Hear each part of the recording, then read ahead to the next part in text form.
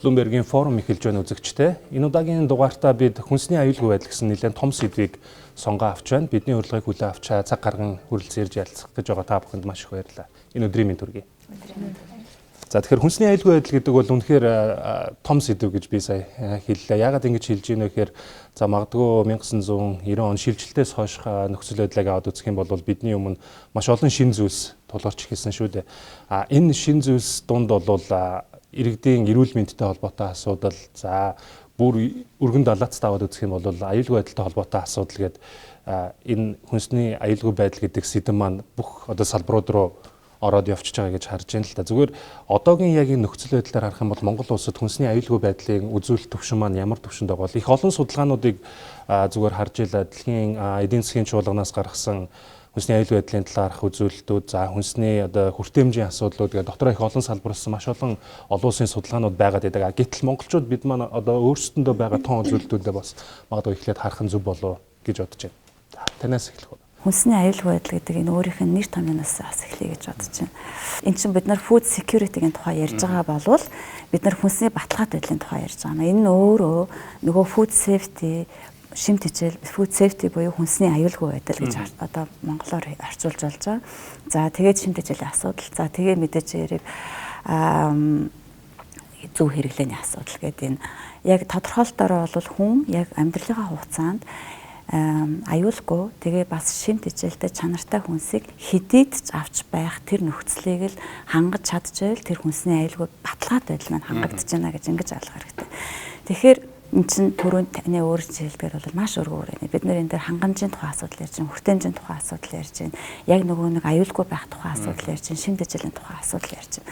Тэгэхээр ер нь бол Монголд энэ талаар бол бас янз янзын зорилготой олон төвшөнд судалгаанууд бол хийгдсэн байдаг. За гол барьж байгаа бидний судалгаа бол энэ хүн амын хоолт хичээлийн судалгаа гэж байдаг. 5 удаа хийгдсэн, 5 дахь нь бол хамгийн сүүлийнх нь гэж үздэг.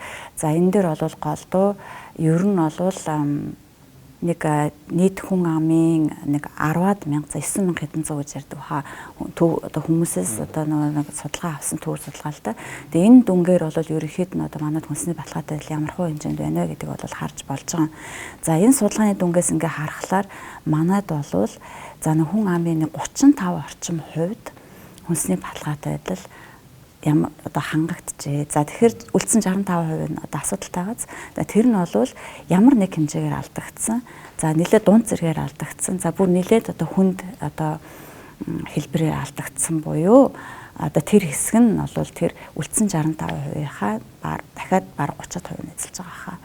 Тэгэхээр за нэг юм байна. Нөгөө талаараа бол бас яг энэ хүнсний баталгаат байдлын тухай асуудлыг ярихад хүнсний баталгаат байдлынхаа өөрийнх нь баталгаат байдал алдагдсан хэсэг тухай гээд яг нэг манай нүүбийн хүнсүүд аж ахуйн байгууллагаас гаргасан одоо аргачлал байдаг л да. Энийг бол манайх одоохондоо харахаа хийж амжаагүй байна. За хүнсний бодит хэрэглээний судалгаа гэж байгаа. За тэрийг бол бас тодорхой хэмжээнд бас бид нэг удаа нэг хийж үзсэн. Тэгвэл тэрний хамар хүрээ бол бас их бага байсан. Учираас дүгнэлт бол яг зүгээр нэлээ явцсан хүрээнд гарсан гэж үзэж байна. Гэхдээ л ер нь бол хүнсний баталгаат байдал бол ямар ч байсан нэг хүн амын нэг 50-аас 60% бол тодорхой хэмжээгээр гэж хэлээд байгаа шүү. Янз бүрийн хэмжээр арай бага, дунд нэлээд одоо сериусны төвшөнд бол алдагдсан байна гэж ингэж хэлж байгаа. За нөгөө нэг бас хэлэх ёстой асуудал бол тодорхой хэмжээгээр хүнсний баталгаат байдлын асуудал бол ядуурлын төвшөнтэй бол шууд утгаараа бараг холбоотой байдаг. Тэгэхээр манад одоо ядуурл 29.7% гэж хэлж байгаа бол ер нь бол тэр хэмжээнд хүнсний баталгаат байдал бас алдагдсан байна гэж ингэж хэлж болдог. Ямар ч тач бидэнд бол барих юм том мэдээллүүд бол харьцангуй тодорхой төвшөнд бол бүрдэж эхэлж байна гэж эндээс бол харж болохоор шүү. Манай студид бас хувийн хвшлийн төлөөл 2 бүсгүй ирсэн байгаа шүү дээ. Одоо зүгээр иргэдийн амьдралын хэм маяг бол сүүлийн жилүүдэд их өөрчлөгдөж байна. Хүмүүсийн хувь зүгээр миний харж байгаагаар бол нэг үе бол монголчуудын нэг тэр онцлог байдал хошуурах гэдэг нэг тийм асуудал байдаг те. Шин зүйл рүү монголчууд их хошуурдаг. Тэгээд цагийн эрхэнд гэдэг юм уу тодорхой хугацааны дараа бол яг шигшигдэж үлдээд хэрэглэгч байна уу, үйлчлэгээ үзүүлэгч байгууллага байна уу, яг тухайн чиглэл дээр ингээд үйл ажиллагаанд тогтворжод ирдэг шүү дээ. Манай хоёр зочны хувьд бол яг үйл ажиллагааныхаа талаар маш товчхон мэдээллийг хэлж өгөөд тэгээд яг энэ хүнсний аюулгүй байдал гэдэг асуудал дээр яг өөрсдөө ямар бодолтой явдаг гэдэг бодлоо суулцгаая. За манайх болохоор Veg Art Naturals гэдэг зохицуулах үйлчлэгтэй хүнсний бүтээгдэхүүн үйлдвэрлэдэг компани байгаа. Тэгээ яг бидний хувьд болохоор хувийн хвшил гэдэг утгаараа яг нэг зах зээлийнхаа хэрэгцээн дээр тулгуурласан бүтээгдэхүүнийг үйлдвэрлэж байгаа юм л да. Тэгээ гол зорилттой зах зээл маань бүтээгдэхүүн маань хүнд хүрж байгаа гэхэл мэдээж эрүүл хооллохыг сонирхолтой хүмүүст тэгээ яг хоол хүнсэндээ цензур тавьдаг тийм ээ. Тодорхой хэмжээнд арай чанартай шим тэжээл өндөртэй эрүүл бүтээгдэхүүн авахыг сонирхолтой хүмүүст зориулж гаргаж байгаа юм л да. Зориулж яг те ер нь тэр хүмүүс илүү сонгож хэрэгжилж байна. Тэгээ тэр утгаараа бол нөгөө үйлдвэрлэлийн бүхэл процесстой юу гэдэг те түүхий эдийн сонголтоос эхлээд хэрэглэгчийн гар хүртэх сав баглаа тэгээ тээвэрлэх зүйлээ бүхэл процесс дээр угаасаа хүнсний аюулгүй байдал гэдэг стандартыг нөгөө мөрдөж явж ээж тэр бүтээгдэхүүн маань эрүүл тэгээ чанартайгаар гэмтэл бэртэлгүйгээр хүрнэ гэсэн үг. Тэгэхээр тэр болгон дээр яг хэрэгжүүлж явж байгаа л асуудал байгаа. Таргалалт бол бүр ерөөсөө маш их хэмжээгээр өсөж байна. Насанд хүрсэн хүмүүсийн 50-аад шахам хувь нь таргалалтай. Тэгээ хүүхдүүдийн дунд таргалалт мөн ингээд ерөөсөө тасгалт өсөлтөй гараад байгаа байхгүй. Тэгэхээр эн чинь ер нь бол асуудал нэлээд хурц хэмжээнд хүрсэн байгаа нь бол ойлгомжтой байгаа юм.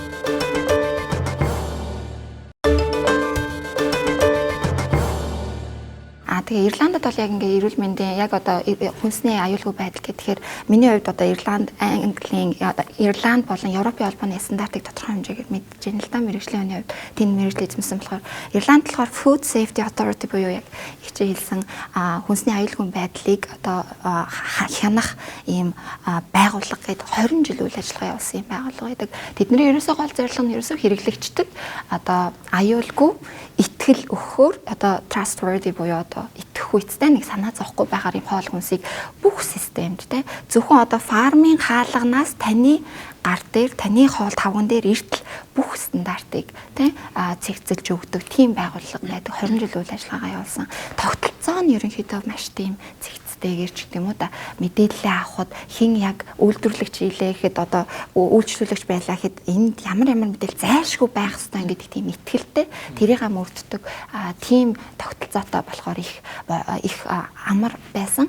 Юм ингээд эндээ хөгжөхөөр бас их сөрөг талууд байдгийг би өөрөө Монголд өссөн монгол хүн учраас тал талаас нь ингэж харах бас боломж байсан. Ер нь ингээ олон талын мэдээлэл сонсоод ингээд хүмүүний эрүүл мэндэд юу нөлөөлдөг, хүн аз жаргалтай байхад юу чухал байдгийг ингээд судлаад байхаар ерөөсөө хувь хүний өөрийнх нь боловсролын төвшин өөрөө эрүүл мэндээ өөрийнхөө гартаа авъя гэж бодож байвал өөрөө мэдлэг боловсрол шим тэжээлийнхаа мэдээллийг өөрийнхөө бие организм амьдралынхаа хэм маяг тохируулаад судалж мэдээд тэрийг хэвшүүлээд үр дүнгийн өөр дээрээ харж чаддаг, тэрийг ингээ хувьсаж өөрчилж чаддаг байх тэр хувь хүний мэдлэг маш чухал юм байна гэдгийг л ойлгосон. Яг нэг талдаа ингээд хүмүүсийн хүлээж авч байгаа яг би эрүүл хүнсээр бас зөв хооллох хэрэгтэй юм байна гэдэг нэг асуудал байгаа. Нөгөө талдаа ингээ яг жишээлбэл Азаа хоол зүйчийн эргэн тойронд энэ хүнтэй харьцсан хүмүүс ингээд маш их хэмжээгээр өөрийнхөө идж байгаа юмд ингээ анхаарал тавьж байгаа. Нэг талдаа маш сайн хэрэг. Нөгөө талдаа саяны миний ярьсан судалгааны дунгууд ингээд хараад өшөө зүгээр жижиг хэмжээнд зүгээр туршилтын судалгаанууд ингээд хараад тахлаар Монголд харамсалтай нөгөө буруу хооллолтын асуудалтай холбоотойгоор янз бүрийн нөгөө халдвар турш өвцсөн өсөд байна. Таргалалт бол бүр ерөөсөө маш их хэмжээгээр өсөж байна. Саяны миний түрүүнд дурдсан хоол тэжээлийн 5 дугаар судалгааны дунгаас бол баруун насанд хүрсэн хүмүүсийн 50-аад шахам хувь нь таргалалтай. Тэгээ хүүхдүүдийн дунд таргалалт мөн ингээд ерөөсөө тасгалт өсөлтөй гараад байгаа байхгүй. Тэгэхээр эн чинь ер нь бол асуудал нэлээд хурц хэмжээнд хүрсэн байгаа нь бол ойлгомжтой байгаа. Тэгэхээр түрүүн бас хоёр Азаяагийн залжаал хоёрын ярианд дурддагдсан тэр хүмүүсийн хэрэглээний асуудал. Ерөөсөө яг хэрэглэгчдийн яг нөгөө мэдлэг боловсролын асуудал байгаа байхгүй. Тэгээ бас жижигхэн судалгааны дүнгээс ингээ харахаар хүмүүс нөгөө хоолой сонгохдоо за юуг тэр нөгөө нэг шашин дээрээс нь хардаг бай гэхлээр ердөө ганц хадгалах хугацааг нь хардаг гэж байгаа байхгүй. Энэ чинь өөрөө бас яг нэг талдаа сайн хэрэг ямар тач шашгыг бол харч чинь тийм ихний алхамаа хийж чинь нөгөө талдаа бол бас эн чинь нөгөө түрүүний ярьдаг бид нар эндээс одоо ямар юм одоо хоолрогоо хийж гинэ гэдгийгээ бас мэддэг байх хэрэгтэй болчиход байгаа байхгүй юу. Тэгээд ер нь бол жишээлх юм бол одоо дэлхийн эрүүл мэндийн байгууллага за манай байгууллага байна мөн хүмүүстэй байгууллагч гэдэг юм уу за шимт хичээлийн судалгаа хийдэг одоо манай дотоодын байгууллагч гэдэг юм уу бүх энэ хүмүүсийн хоол зүйчдийн одоо хэлээд байгаа нэг юм бол ерөөсөл эрүүл хүнс гэж яг юу хэлээд байгаа юм энд чинь нэг тогтцсон нэг бүр бүгдээрийн тэр гинэ гэсэн тодорхойлт байхгүй боловч ерөнхийдөө юун дээр тогтож байна вэ гэх юм бол ердөө л олон нэр төрлийн хоол хүнсийг цогцтой хэмжээгээр идэх нь бол эрүүл одоо хооллолт юм хүнс юм аа гэдэг да. Монголчуудын хувьд бол юу чухал байна гэхэлэр бид нар хэтэрхий арай нэг жоохон монотонны гэдэг юм уу гурил махан дээр суурилсан хоолтой байна тийм ээ. За яг ингээд бас бодит хэрэглээг ингээд аваад үзлэр сүү цагаан эдэний хэрэглээ маань ч гэсэн бас багасчаад байгаа байхгүй юу.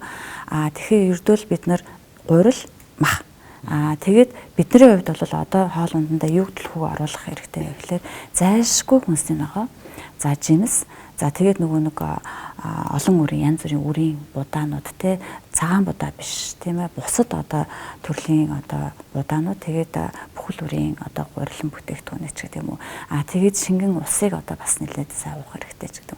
Зүгээр энгийн жишээс харахад эртэд одоо би 3 хоногийн өмнө ингээд дунд сургуулийн үүдээр явхад л тэр хүүхдүүдэд идэж байгаа юм бол үнэхээр сэтгэл зовж байгаа байхгүй ийм бүдүүн ийм цагаан гурлан мантуун дээр нэг кетчуп асгачихсан те тэрийг ингээд одоо өдрийнх нь хоолны юм шиг байна л да. Тэгэхээр энэ одоо юу хэлээд юм гэхэлээ нэгдүгээр ээж нар маш их нөлөөтэй. Яг ээжүүдэд хүрэх хэрэгтэй. Тэрэн дээр л би бүр азаа хоолцож бүр баяр хүрмээр байгаа байхгүй. Энэ бол үнэхээр ээжийн асуудал. Ялангуяа бага насны хүүхдэд ажиллаж байгаа тохиолдолд тэгээд тэр өглөөний цайгаа уух чухал шаардлагатай. Хүн ер нь багасаа л ингээд нөө зөв хоолоо зөв сонгоод сурч байгаа бол эн чинь бол насан турш асуудал. Гэхдээ энийг юу гэж бас хэлж яах вэ гэхээр ерөөсөө хизээч энэ дээр нөгөө нэг хайж болохгүй. Ерөөсөө бүх үедээ өсвөрнаас хүүхэд нас тэгэл эдэр залуунаас одоо арай ахмаг нас тэгээ тэр болгонд ч өөрт нь таарсан нөгөө хоол хүнсний асуудал бас гараад ирээд байгаа байхгүй. Тэгэхээр эн чинь бол ерөөсөө бас л нөгөө насан турш боловсрал гэдэг юм болж байгаа. Органик хүнсгээ сая ярьлаа. Яг ерөнхий ойлголт талдаа бол үзэх юм бол за байгалийн гаралтай түүхэд дотор нь багцсан гэдэг юм уу. Би их ерөнхий ойлголттой яваад байна л да. Та одоо яг энэ дээр бас тайлбар өгөхгүй юу? Органик хүнсийг одоо сонгоёоч гэдэг юм уу те? Иймэрхүү хэрэглэгчдийн тэр хүсэл сонирхол бол тодорхой хэмжээгээр бол улам эрчимтэй нэмэгдээд байна шүү дээ. За хамгийн органик гэдэг үг нөгөө жоохон их тренд болчиход байна л да тийм. Тэгэнгүүт нөгөө хүмүүс хөвчлээ органик гэж яг юу хэлээд байгаа юм бас мэддэггүй те. Яг органик хүнс гэдэг зүйл болохоор өөрөө ургаж байгаа газараасаа сүлээ тэр уус муснаа одоо бүр юу гэдэг. Одоо ямар ч химийн бордонд ороогүй тийм ээ маш одоо эрүүл 5 жил хийж тэр хөрсөнд өөрөө нөгөө нэг бордоо хэрэглээгүйгээр ургуулсан хөрсөн тарьсан тийм бүтээгдэхүүн байгаа байхгүй. Тэгээ яг эцсийн бүтээгдэхүүнийг органикаар үйлдвэрлэнэ гэдэг хувьд үйлдвэрлэгчийн хувьд одоо би бол үйлдвэрлэгчийн зүгээс ярьж штэ тэ. Тэгэхээр бол хэцүү асуудлууд байгаа. Яг зүгээр хэвшлэн Монголд байгаа органик хүнсүүд бол импортын органик хүнсүүд байдаг. За тэр бол тодорхой хэмжээний зах зээлд одоо хэрэглэгддэг хүнсний бүтээгдэхүүн байхгүй юу. Зүгээр маасын хэрэглээ нь болохоор органик хүнсийг одоо үйлдвэрлэн ч гэдэг юм уу органик хүнсийг хэрэглэнэ гэдэг бол суурь нь болоогүй байгаа асуудал байхгүй тий. Өөрөө маш их нарийн юу гэдэг стандарт гормууд тэгээ олон жилийн практис одоо юу гэдэг тийм юм явжсны үндсэн дээрээс органик хүнс гэдэг бүтээгдэхүүн ургах боломжтой, үйлдвэрлэх боломжтой байхгүй. Тэгэхээр яг энэ өөрөө ингээд яг органик гэдэг нь яг хүмүүсийн ойлгож байгаа болохоор эрүүл хүнс гэдгээ л нэг органик болгоод ингээд ойлгоцсон тохиолдол байгаа. Тэгээ яг энэ дээр бол мэдээж хэрэг зөв ойлголтууд хэрэгтэй байх гэж бодож байна. Тий, органик дээр бол яг Монгол улсын хувьд бол бас төвшөлтэй зүйл гарсан шүү дээ. Ядчил манайх органик хүнсийн тухай хуультай болсон. За хуулиа дааж одоо хууль гаргасан ч хэрэгжүүлэх хэрэгтэй тийм үү? Хэрэгжүүлэхийн тулд бид нарт чинь тодорхой дүрм журам стандартууд хэрэгтэй. За энэ дээр бол манай хүнсүүд тааж хөнгө үйлдвэрийн яам бол нэлээд одоо би бол их идэвхтэй сайн ажиллаж ингэж үздэг. Ямар ч тэр гаргасан хуулиа хэрэгжүүлэхэд бол анхаарч байгаа. За тэр саний миний тэр хэлдэг дүрм журам холбогдох юмнуудаа бол бүгдийг боловсруулад одоо нэлээд дуусах шатанд орсон байгаа гэж ойлгож байгаа. Тэгэхээр энэ бол бас удаан процесс. Бас л мөн адил мэдлэг тэгээ чадвар шаардсан ийм ажил байгаа. Тэгэхээр энд бол бас хүн бүрээ оролцох хэрэгтэй. Яг тариаланчаас ахуулаад үйлдвэрлэлээс хэрэглээс бүгдээрээ бас оролцох хэрэгтэй болж. Тэгэхээр энэ дээр бол би бол энийг өөдрөгөр харж байгаа. Ямар ч тач биднэрт бол боломж байна. Нэг том алхачлаа. Ятал юг органик биш үү гэдгээ ойлгоод те дураараа нөгөө нэг сав баглаандаар органик гэдэг үг бичгээ болгохоос өсвөлээд энэ л өөрөө асар том төвшил байхгүй юу те.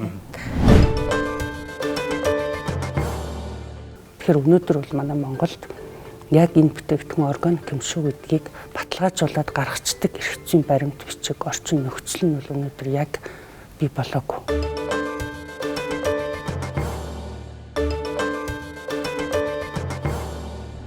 Гон дээр одоо жишээ нь харахад бол органик гэдэг за янз бүрийн нэршилтэй их олон бүтээгдэхүүн нэг үе бодоход байдаг болсон байх шүү дээ хүнсний дэлгүүрт ороход. Яг энэ дээр одоо мэргэжлийн хяналтын байгууллагаас яг ямар тодорхой стандартууд барьж ажиллаж байна. Одоо яг органик бүтээгдэхүүн гэдэг ярьлаа тийм ээ. Тэгэхээр өнөөдөр зах зээл дээр байгаа бүтээгдэхүүн дээр органик гэдэг өөрсдөө одоо үйлдвэрлэгч нар, худалдаа эрхлэгч нар бүтээгдэхүүн дээр тэмдэглэгээ тавиад ингээд худалдан борлуулад байгаа тийм ээ. Үнэхээр тэр бүтээгдэхүүн органик байна уугүй юу гэдэг асуудал бол одоо баталгаажуулах шаардлагатай тийм ээ. Тэгэхээр энэ дээр манай байгууллага зөвхөн хүнсний аж ахуйн яамтай хамтраад зөвхөн нэг хяналт судалгаа маягийн юм хийж утсан. Тэгэхээр өнөөдөр бол манай Монголд яг энэ бүтээгдэхүүн органик юм шүү гэдгийг баталгаажуулаад гаргацдаг эрх зүйн баримт бичиг орчин нөхцөл нь бол өнөөдөр яг бий болоогүй. Арайхан бүрдээгүй. Гэхдээ бол одоо сая хүмүүс хэллээ. Дэвшил гарсан органик бүтээгдэхүүнээ тодорхойлдог болъё. Органик бүтээгдэхүүний үйлдвэрлэлийг дэмжиж гэх төрлийн бодлого явагдаад эрх зүйн орчин боловсрогдоод гарч байна. За яг эцсийн органик бүтээгдэхүүн үү биш үү гэдгийг мэргэжлийн хяналтын байгууллага юм уу бусад мэргэжлийн байгууллагууд хамтраад яг энэ орчин нөхцөл бүрдсэн нөхцөл баталгаажуулаад зөвхөн баталгаажсан бүтээгдэхүүн дээр органик гэдэг тэмдэглээ тавиад хэрэглэгчид хүрхэл асуудал байж байгаа тий. За өшөө бас энэ хүмүүсийн ярьж байгаа хүнсний аюулгүй байдал гэдэгтэй холбогдуулаад энэ асуудал нь ихэд ер нь хүнсний аюулгүй байдал одоо тэр хүнсний хангамж, шимтгийлэг байдал, хүртээ амж тийм ээ аюулгүй байдал гэсэн үзүүлэлтүүдийг гэж авч үзэх юм бол манай мэргэжлийн хяналтын байгууллагууд яг тэр хүнсний бүтээгдэхүүний аюулгүй байдлыг хангуулах тийм ээ холбогдох стандарт дүрм журмыг л хангуулахаар ажиллаж байгаа гэж хэлсэн шүү дээ. Тэгэхээр энэ дэр манайх бол бүтээгдэхүүний чанар аюулгүй байдал дээр дотооддоо бол одоо ер нь бүтээгдэхүүний лабораторийн шинжилгээнд дэр үндэслэж л тэр аюулгүй байдал чанарыг тогтоож байгаа. Тэ.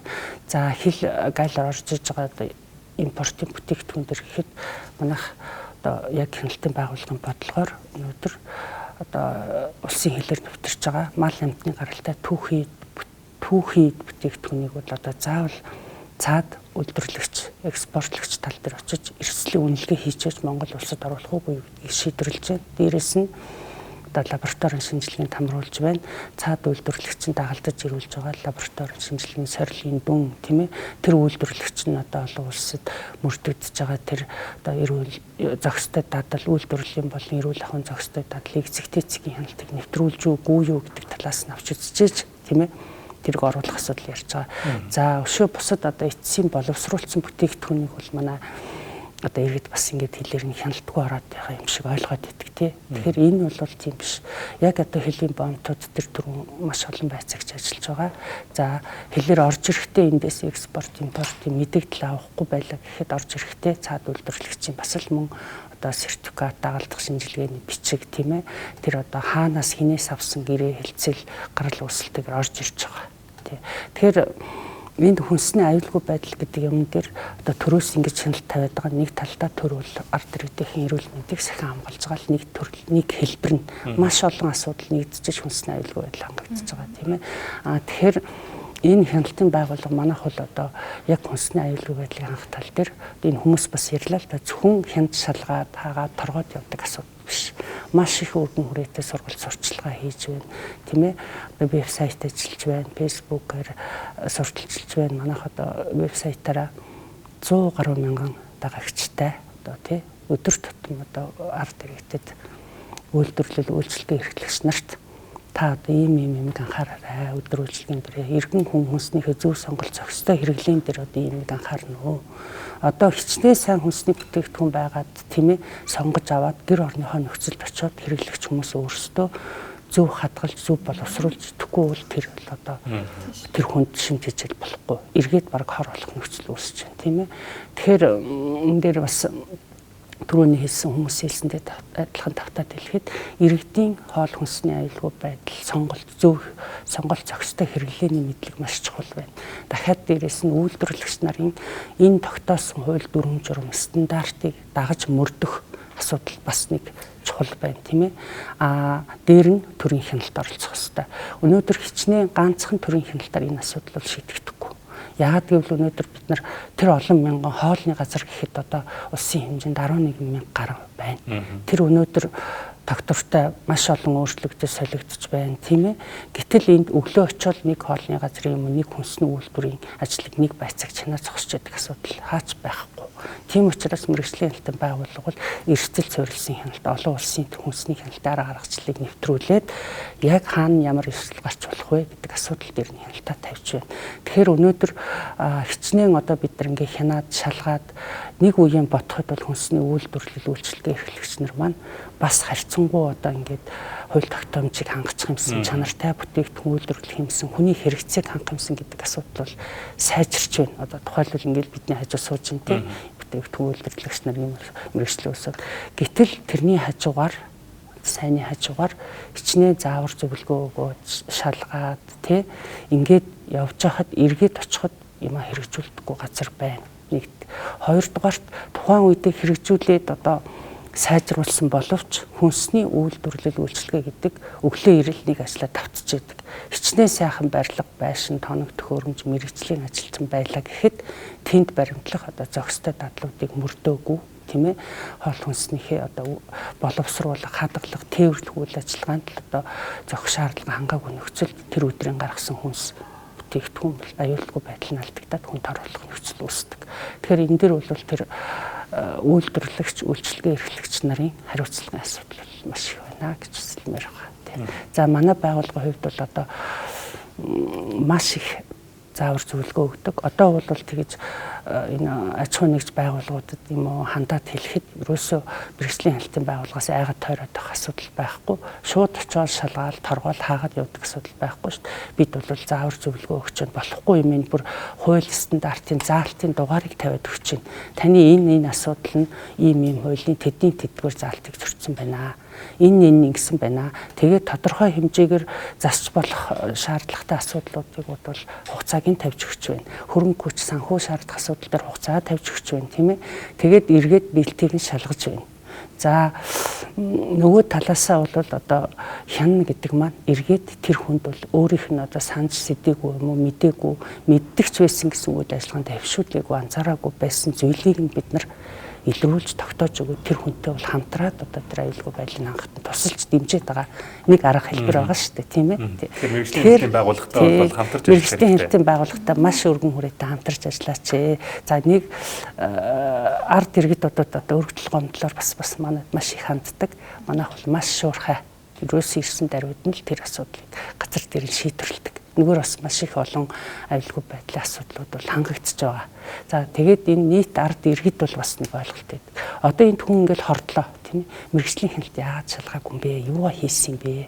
Өнөө түрүү яг хэлсэн шалтгаан байгаа байхгүй юу? Тэгэхээр энэ дээр хянах ёстой, шалгах ёстой боловч иргэд тэрийг үйлдвэрлэж үйлчилж байгаа газрууд маань хариуцлага хүлээх ёстой. Дээр нь ард иргэд маань энэ хүмүүсийн хэлдгээр одоо хүнсний зөв зохистой хэрэглээ сонголтонд анхаарах хэрэгтэй гэдэг асуудлыг хэлмээр байна. Хоёр юм яригдаад байгаа. Нэг нь болохоор яг нэг хүнсний аюулгүй байдалтай яг аюулгүй хүний биед хор учруулах арга асуудал, нөгөө талаар нь шимтэж байгаа асуудал.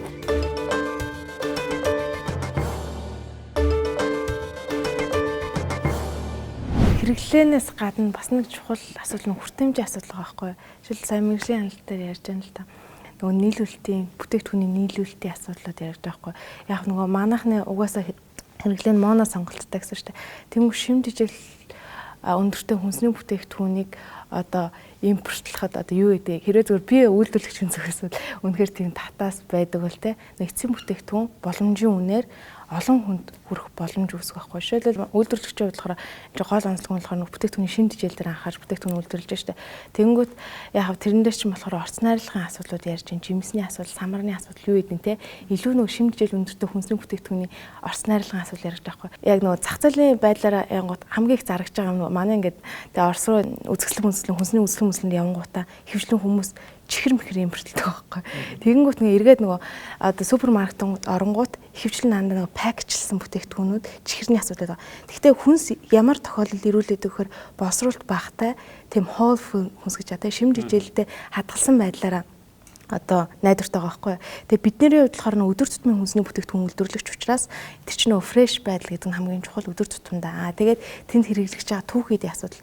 Тэгэхээр түүхийд одоо үйлдвэрлэгчийн хувьд болохоор бид нар дээр маш их тасалж үүсдэг байхгүй. Бид нар яг өөрсдөө бол ингээд Оросоос бүтээгдэхүүн ингээ оруулж ирдэг боловч нөгөө Оросын хил гайлын асуудал гэдэг нөгөө эргээс сая нөгөө ярьсан нөгөө мэрэгжлийн хяналттай холбоотой тийм ингээд нэгсэндээ шалгах гэхээс илүүтэйгээр энэ нөгөө нэг эргээд бас энэ нөгөө яг тийм төрлийн хүнсний бүтээгдэхүүн зах зээлд орох боломж нь илүү нээлттэй байвал бас хүмүүс илүү нөгөө чанартай хүнсийг олон хүмүүсийн хэрэглээнд нөгөө нөгөө эдийн засгаас хамаарал багтаагаар нийтийн хэрэглээнд л одоо жимс самар нь боломжийн үнэтэй байвал бас ингээд сайхан аваад хэрэглээд илүү шимтгийл өндөртэй хүнсний бүтээгдэхүүн авах боломжтой үйлдвэрлэгчийн хувьд ч гэсэндээ түүх үеийн тасалчлалгүйгээр илүү олон төрлийн шимтгийл өндөртэй 20-30 төрлийн түүх үедтэй тийм бүтээгдэхүүн үйлдвэрлэх боломж бол гарч ирэх юм болоо. Тэгээ энэ тэнд талдаа л ер нь хамтын одоо нөө зогц ойлголт болохоор зогцол асуудал шийдэх. Энэ дээр ч нөө хоёр юм яригдаад байгаа байхгүй. Нэг нь болохоор яг нөө хүнсний аюулгүй байдалтай яг аюулгүй хүний биед хор учруулах аргуудын асуудал.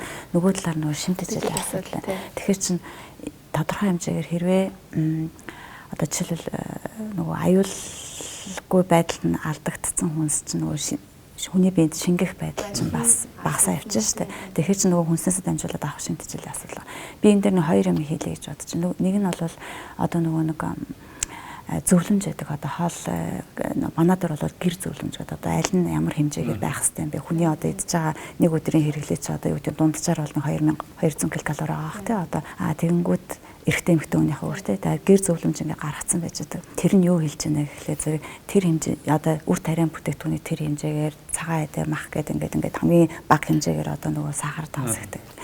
Гэтэл хэдийгээр манад ингээд эрүүл мэндийн яам гэдэг оролцох хэрэгтэй байгууллагууд нь оролцоо тэр гэр зөвлөмжийг ингээд боловсруулаад гаргаад батлаад одоо энэний даваа бид нар идэж явах юм аа ингээд сонгох нь байна гэдэг гаргацсан байгаа боловч түрүүний нөгөө миний хэлдэг судалгааны дунгаас ингээд харахаар нөгөө гэр зөвлөмжийг мөн л одоо бидний судалгаа авсан хүмүүсийн бараг 80% нь тэр гэр гэдэг зөвлөмж байдгийг огт мэдэхгүй гэж хариулж байгаа байхгүй.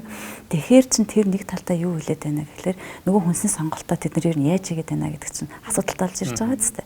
Тэгэхээр нөгөө нэг юм нь болохоор саний ярьсан нөгөө одоо бэлэн хитрхи их одоо нөгөө боловсруулсан бүтээгдэхүүн байгаа даа. Тэгээд хүн чинь ер нь бол ингээд зүгээр энгийн одоо хэрэглэгчийн түвшинд бол нэг талаасаа болоод зах зээл дээр байгаа бүтээгдэхүүнийг л авч хэрэглэн шүү дээ.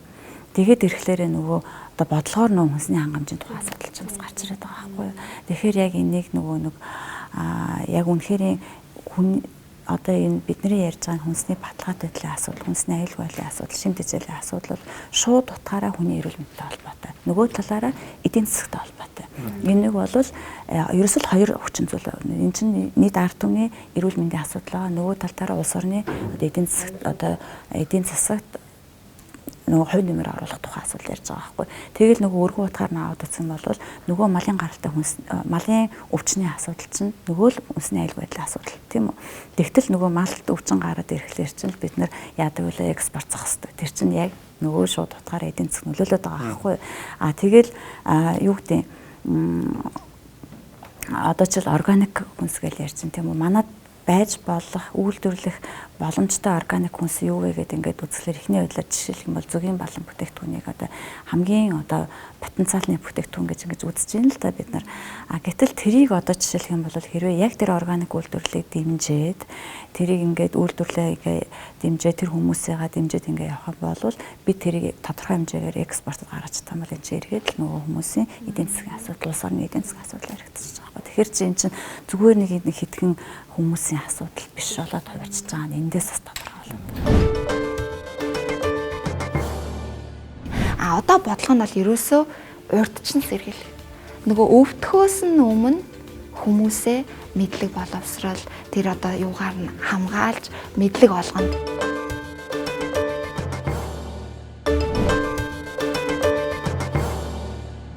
Үндсэндээ бол ингээд хүнсний аюулгүй байдлын том дүр зургаар харах юм бол ингээд сүлжээ одоо хоорондоо гинжин хэлхээ холбоо харагдаад энэ хамгийн орой дээр магадгүй нэгж хэрэглэгч гэдэг юм уу яг тухайн хүнсийг хэрэгжилж байгаа иргэн хамгийн суур хэсэг нь бол өөрөө бодлогын шинжтэй байх болоо гэж би зүгээр хувьдаа хараад байна. Яг энэ бодлогын одоо цаг хугацааны хавьд харах юм бол магадгүй бид хамгийн хүчтэй ярьж явах хэвээр цаг үе дээрээ байгаа болоо гэж би таамаглаж байна. Тийм болохоор та бүхэн яг энэ бодлогын тэр суур ойлголтууд дээр юу зайлшгүй одоо туссан байх хэвээр вэ гэдэг юм уу?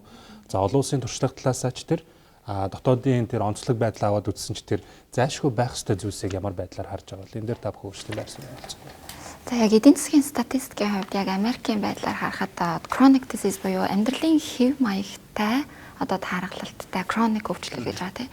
Энэ нь бол ерөөсөө healthcare cost буюу эрүүл мэндийн зардлын 80% нь яаж ийн гэж үзэж байгаа. Тэгээд тэр нь ерөөсөө юутай холбоотой ерөөсөө хүмүүсийн амьдралын хэм маяг суугаа ажилтай шимт хичээл хомс хоол хүнс маш тийм түргэн ч юм уу боловсруулсан яаруу идсэн хямд тэр хоол хүнс тэгээд стресс унталт амралтын зохицолтой.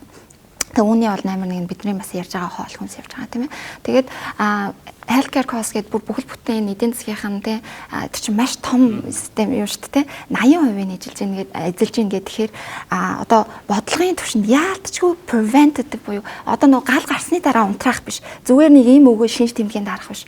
Одоо гадаадад яагаад энэ хөгжингөө орнуудад яагаад энэ гэхээр хүмүүс урт наслуулж болоод байгаа байхгүй юу? Ангаах ухааны маш том онолуудыг тийм ололтуудыг ашиглаад урт амьдруулад байна. Ингээ торгоогоод амьдруулад байна. Гэхдээ нөгөө урт наслан ч гэсэндээ нөгөө хүмүүсийн сүүлийн 10 20 жилийн амьдралын чанар нь маш муу.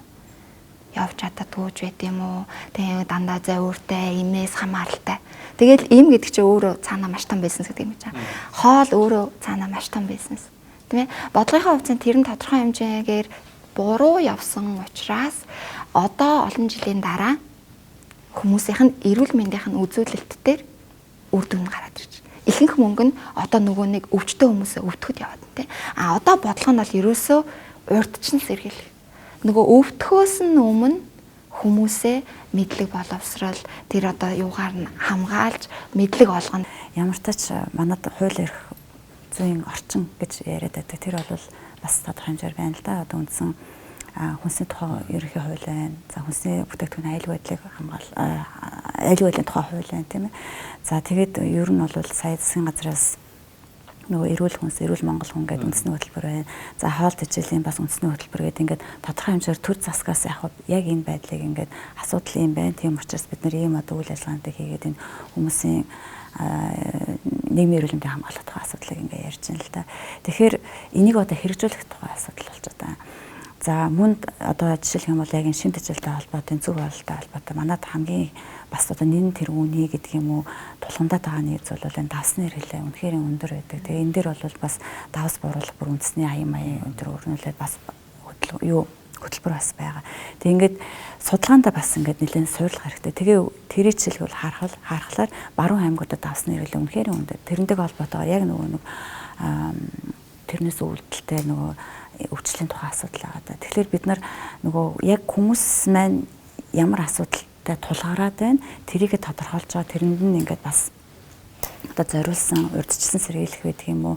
За араас нь хөөгч байсан бод хамаагүй тийм ээ. Ямар нэгэн байдлаар үйл ажиллагаа хийх хэрэгтэй. За хоол хүнстэй холбоотой бас нэг хэлэх чухал асуудал бол одоо ингээл нөгөө маш их хэмжээгээр нөгөө гаднаас орж ирж байна. Бид нар өөрсдөө ч бас гадныхныг одоо нэг талаараа бас үлгэр дуурайлгаад ялж байна. Янз бүрийн зүйлээр ингээл баяжуулсан тийм юм нэг ийм юм нэг энэ гэдэг ингээд байна шүү дээ. Тэгэхээр эцсийн дүндээ ер нь бол хоолоор дамжуулж авч байгаа хүний биед хэрэгтэй нөгөө шимт эрдэс бодисууд витаминууд тийм ээ. Энэ бол ер нь бол хоолыг өөрийн хүнсийг идчихэж л шингэдэг асуудал гэдгийг аягүй сайн ойлгох хэрэгтэй болчиход байгаа байхгүй.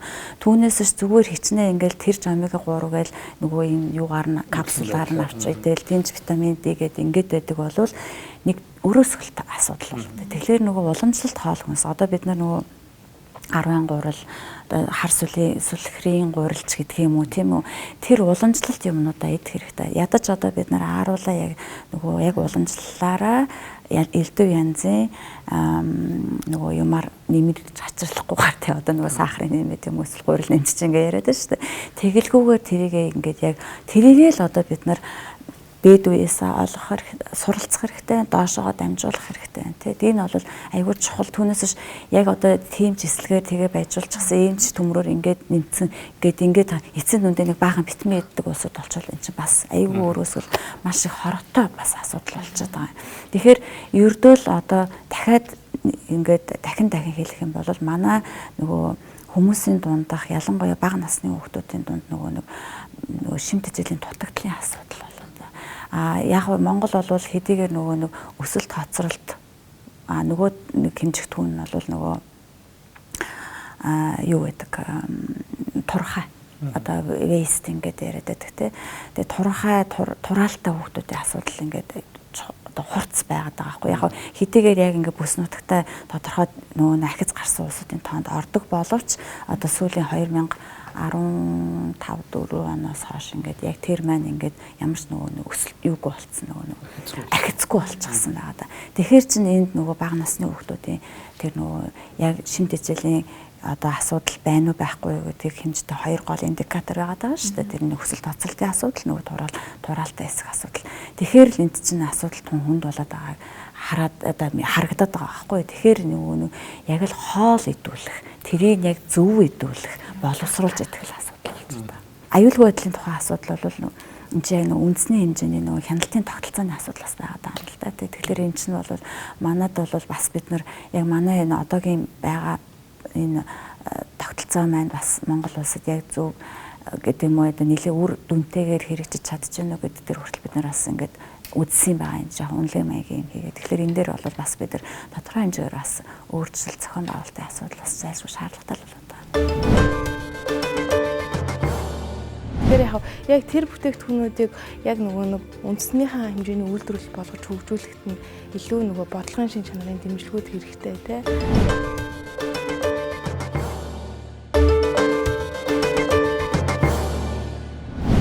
Бодлогын төвшөнд таны хувьд бас ямар санал байна? Ер нь бол одоо хяналтын байгууллагын бас бүт зохион байгуулалтын асуудал тийм ээ. Хяналтын үр дүн гэдэг асуудал. Тэгэхээр би бас түрүүн хэллээ.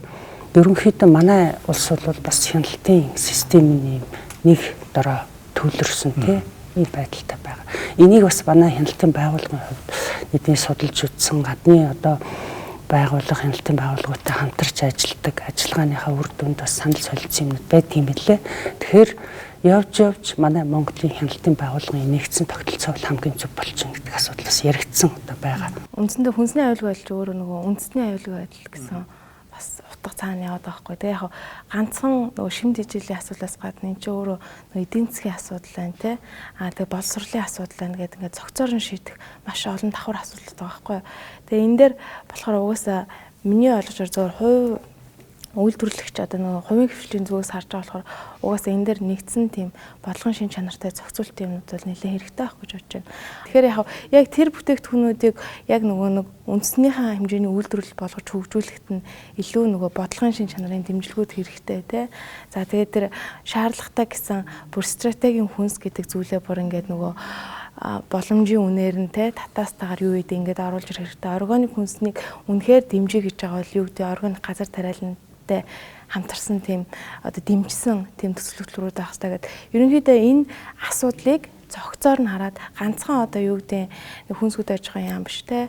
Тэгээ одоо юу гэдэг одоо эрүүл мэндийн яам, боловсролын яам ингээд зөгцсөн нэг бодлогын хүрээнд энэ явж ээж өөрөө нөгөө нэг илүү нөгөө нэг аюулгүй хүнс тэгээд эрүүл Монгол хүн бүтээмжтэй Монгол хүн гэдэг энэ олон юм чинь одоо хэрэгжээд тэгээд эн чинь эргээд өөрөө нөгөө Монгол улсын эдийн засгийн асуудал одоо макро түвшинд байд юм уу те хүрхэл асуудлууд байх болов гэж бодож байна. Төгсгөлт нь та бүхнээс нэг зүйл хүсмээр байна. Та бүхэн нэг зөвлөмж яг одоо дотроо бодож байгаарай. Ягаад ингэж юм гэхээр манай телевизийг үзэж байгаа үзэгчид яг хүнсний аюулгүй байдлын асуудал дээр юуг магадгүй орхигдуулсан байж болох вэ гэдэг талаас нь хараад нэг зөвлөмж та бүхэн хэлээсэй гэж хүсэж байна. Энэ сая бид бодлогын хүрээнд өөрсдийн саналуудыг тусгах тэр зүйлсээ тодорхой ярьлаа.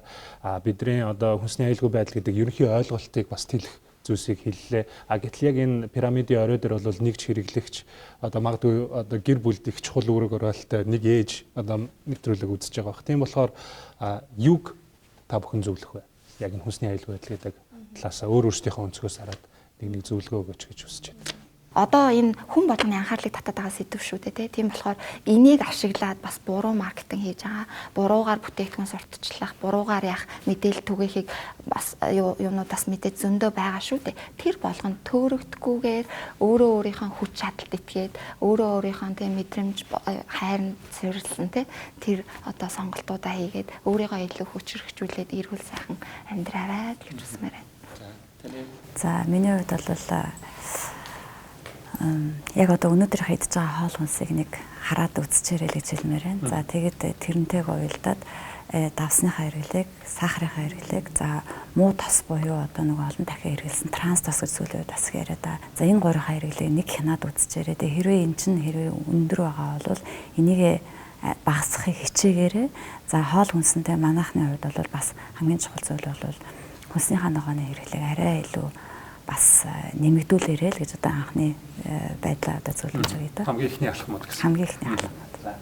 За миний зүгээс өөрөөхөө л одоо нөгөө эрхэлж байгаа ажил мэргэжлийн дагуу чанар аюулгүй байдлын баталгаатай хүнсийг одоо тодорхой гарал үүслэн тодорхой ийм хүнсний бүтээгдэхүүнийг одоо яг одоо энэ чиглэлийн үйл ажиллагаа эрхэлдэг байгууллагууд мэргэжлийн одоо худалдаа үйлчлэгийн газруудаас сонгож авч хэрэглээрэй.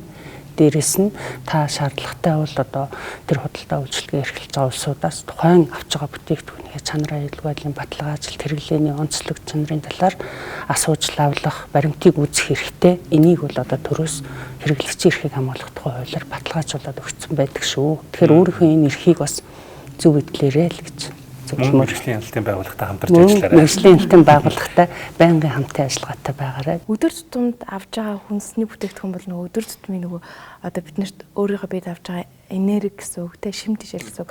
Тэгэхээр яг өдөр тутмын хүнсний бүтээгдэхүүнээ боловсруулалт багтай шим тижэл өндөртэй бүтээгдэхүүн сонгохыг хичээж байгаарай. Өдөр тутамдаа идэж байгаа хүнсний бүтээгдэхүүн ч өөрөө шим тижэл байдаг юм аа. Тэгээд мэдээж хэрэг хүнснийхаа төрлийг олон төрөл болгох хэрэгтэй. Амтны гаралтай уургаас айл болох татгалзаа тэг хүнсний ногоогоор байжуулсан хүнсний бүтээгдэхүүн илүү хэрэглэх нь одоо зохистой дадал болох юм аа. Тэг тэнцвэртэй зохистой тийм дадал байгаал боловсруулалтаа дээшлүүлэл явчвал тэгэл нөгөө тий хүнсний боловсруулалт гэсэн дээшлүүлэх нь одоо хамгийн чухал алхам баг та. За маш олон өнцгөөс сонирхолтой ярилцлага өрнүүлсэн та бүхэнд маш их баярлалаа. Тус тусын ажилд амжилт хүсье. За баярлалаа.